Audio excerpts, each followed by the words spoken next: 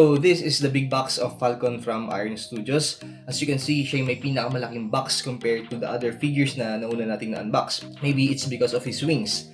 So up front is the picture of Falcon and BDS art scale 1:10 at the top right corner. Of course, it says Falcon at the lower part and Avengers Infinity War. On one side is the picture of the figure. As you can see, kaya nga siya malaki. It's because of the wings and its base kasi nakaangat siya. Ayan. And there are the 3 red wings. And on the other side naman is pareho lang. And on the back part is pare-pareho lang naman sila ng style. Wakanda Battle Diorama set. Of course, alam niyo na yan from left to right there's Thor, Black Panther, War Machine, Black Widow, Hulk, Captain America, Falcon, Winter Soldier, and Okoye. IronStudios.com.br at the bottom part and Wakanda Battle Diorama set under the Avengers Infinity War logo. On the top is pareho lang sila and at the bottom are some company information and barcodes. So, ayan.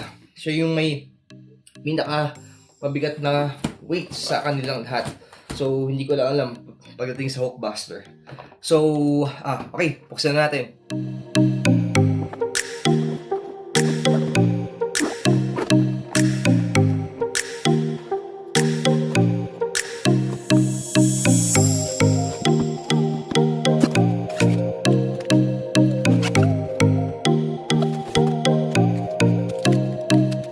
So first in the box is this platform that has 7 sides.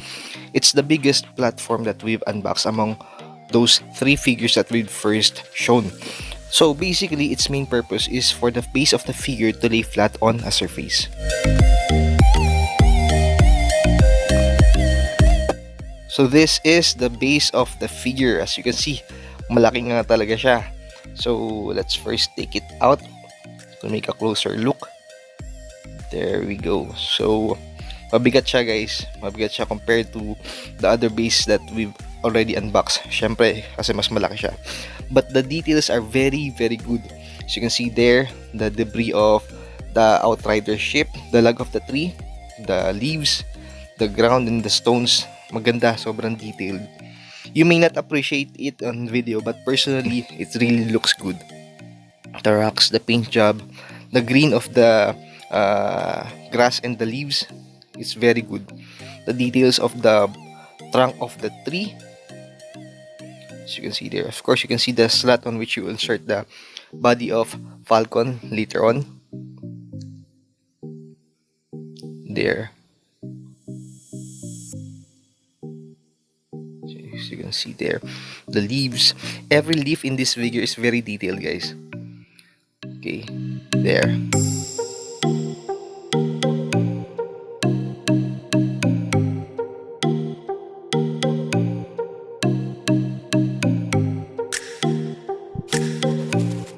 Next is the body of the Falcon, Sam Wilson.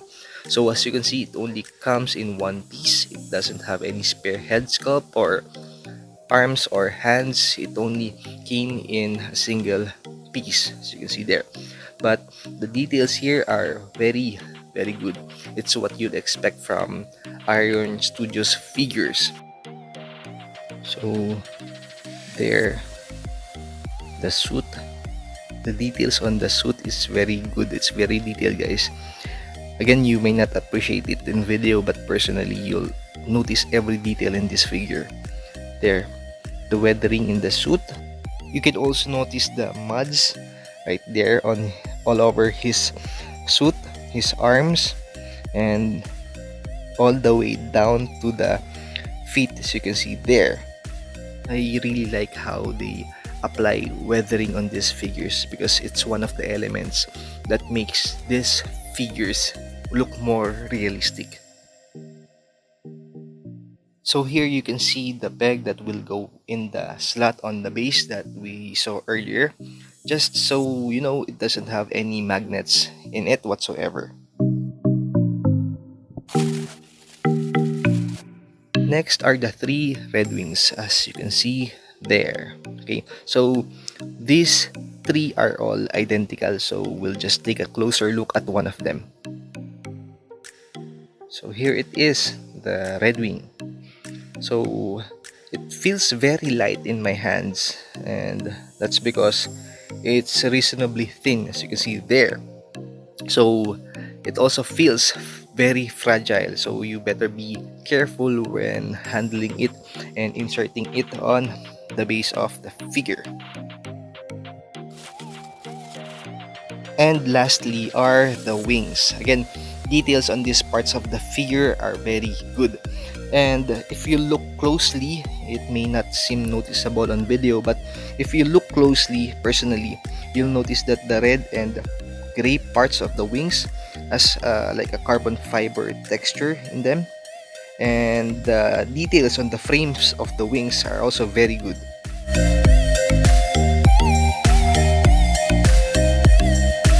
So next, it's time to put all of the parts together.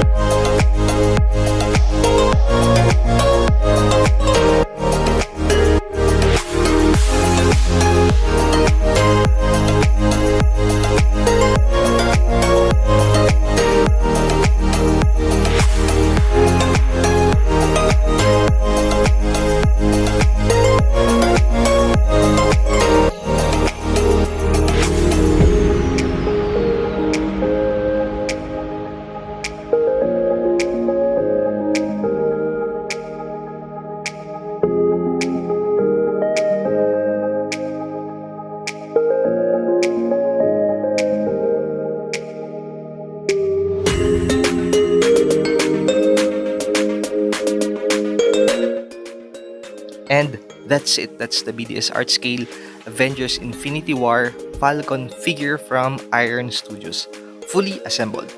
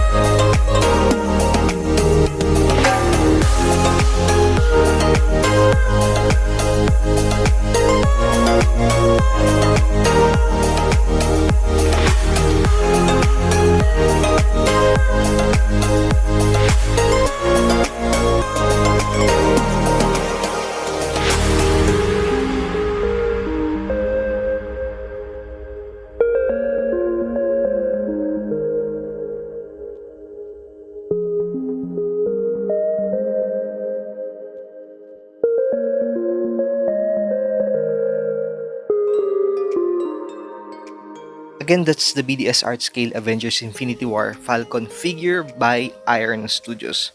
So if you like this video, give it a thumbs up, share it, and if you enjoy this channel's content, feel free to subscribe and make sure to hit that bell notification icon so you will be notified right away for any fresh content from this channel. Again, thank you very much for watching. This is RLCHD and I'll see you on the next video. Peace and God bless you.